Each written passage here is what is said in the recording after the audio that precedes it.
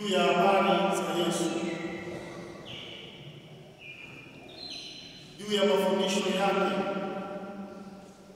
na juu ya yale yaliyotokea, ya kwamba alikamatwa, akateswa, akafa.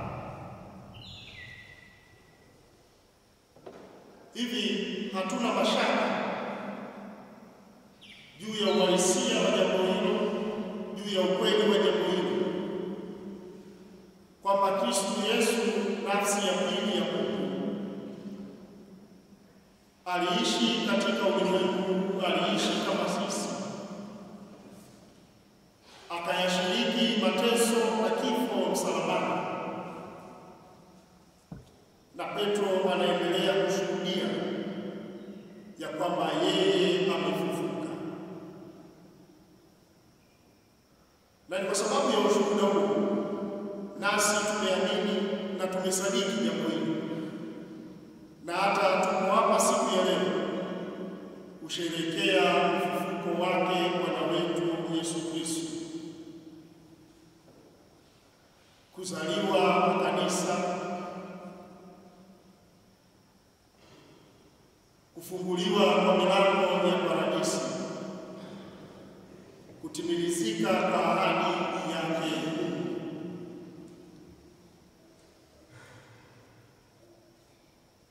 Lakini jambo hili linapotokea, hata kwa wale walio wanafunzi wake, haikuwa kitu cha rahisi kukubali ama kukielewa. Katika somo la Injili, somo kutoka Injili ya Yohana sura ya 20, tunasikia Maria Magdalena alikwenda kaburini alfajiri kungali giza bado. Injili Mathayo sura ya 28 aya ya kwanza inasema, hata Sabato ilipokwisha, ikapambazuka siku ya kwanza ya juma, Mariamu Magdalena na Mariamu yule wa pili walikwenda kutazama kaburi. Tunaambiwa kwamba walipeleka manukato kwenda kupaka mwili wa Yesu. Ilikuwa ni utaratibu wa kawaida wa dini ya Kiyahudi, wa tamaduni za Kiyahudi, kwamba mtu anapozikwa hupakwa manukato.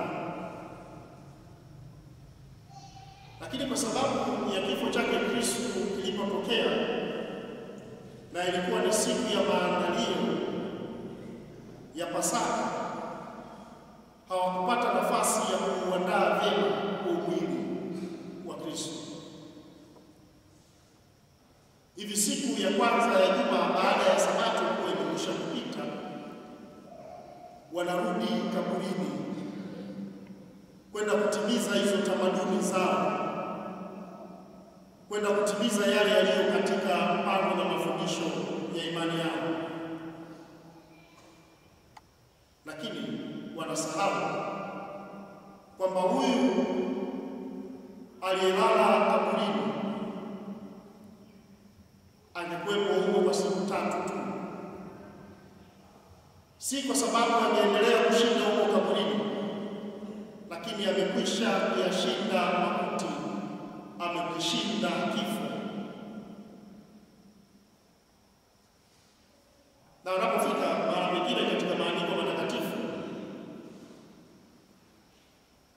Maria Magdalena anakutana na malaika anayemuuliza, mnatafuta nini? Mnamtafuta nani?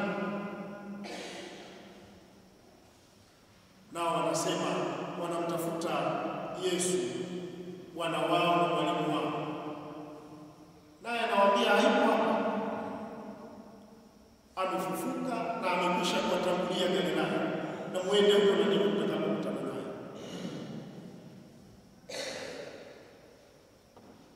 Sehemu ya Injili tunasikia leo na kuishia kusoma, tunaambiwa Petro na yule mwanafunzi ambaye Yesu alimpenda walikwenda kaburini tena mbio kwa upesi. kwenda kushuhudia ya kwamba hilo walioambiwa na Magdalena ni la kweli au la.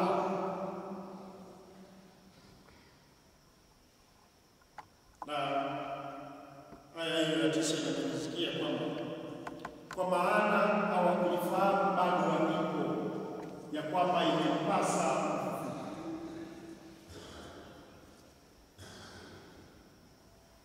Kristo aliyefufuka ni mwanzo mpya wa maisha kwa wafuasi wake. Wasiishi tena katika uoga, wasiishi tena katika hali ya wasiwasi, wasitembee tena katika giza, bali watembee katika nuru. Na ndio tuliimba, tumetoka kuimba katika kipesi ya pia, na tulivyosema katika mbili, nuru imewafikia, usiku huo utang'ara kama mchana, kwa sababu ya ufufuo wa Kristo. Inawezekana na sisi licha ya kwamba tuko kanisani bado hatufahamu jambo hilo, kwamba imempasa kufufuka, lakini si tu kufufuka katika maana ya maisha yako, ni mwanzo mpya, ni safari mpya ya maisha kwetu sisi waamini.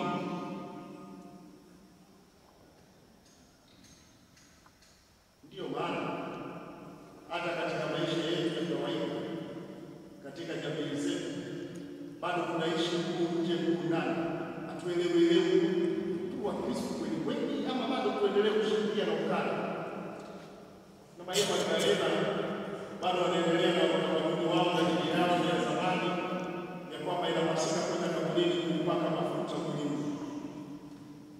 Labda nasi katika maisha yetu ya sasa, licha ya kwamba tuko Kristo, bado tunaendelea kung'ang'ania ukali, kung'ang'ania mambo ya matambiko, kung'ang'ania mambo ya kuakula, kung'ang'ania mambo sio ya kwenda kutoa kafara wapi na wapi, na tunashindwa kutambua, tunashindwa kuelewa kwamba Kristo aliye sadaka yetu, aliye mwana kondoo halisi, amekwisha kutolewa kafara na iliyo kamili, iliyo sadaka safi, ili tu huru.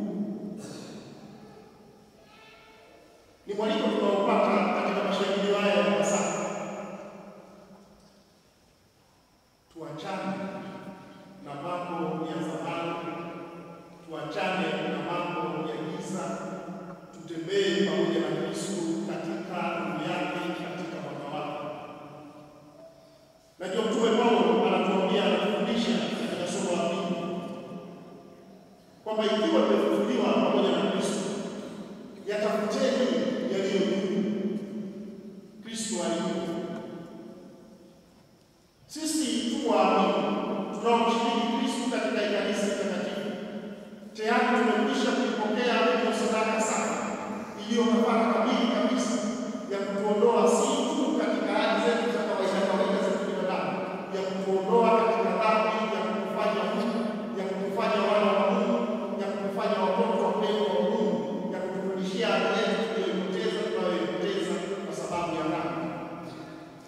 Ya kwetu na kwetu si kuendelea kuyafikiria mambo ya chini, si kuendelea kuoea katika dhambi, si kuendelea kujibidiisha ama kutoa juhudi katika kutenda yaliyo maovu.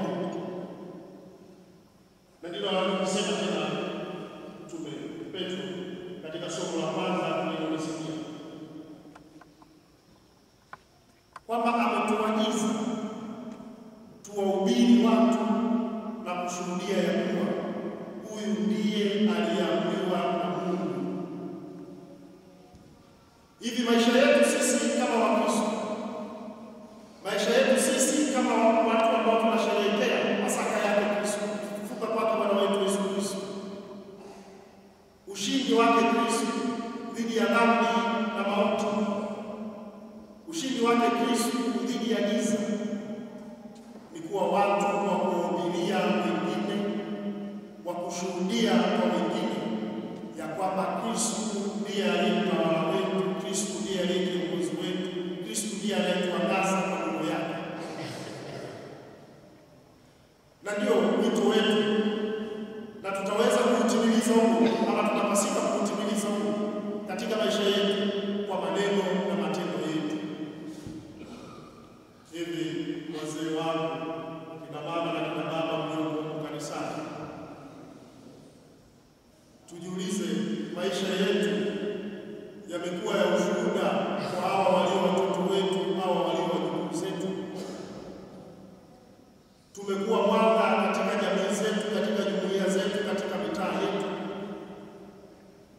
Ama watu wanaona kero kwa sababu wanakutana nasi, kwa sababu wanakaa nasi? Watu wanashindwa kuona Kristo katika maisha yetu, sisi ambao tunajiita wabatizwa siku ya miaka 60 wa miaka 70 50, kwa sababu ya maneno yetu, kwa sababu ya matendo yetu. Kristo anayefufuka anatupa mwanzo mpya, anatupa tena nafasi ya kuanza upya. Tuyarejee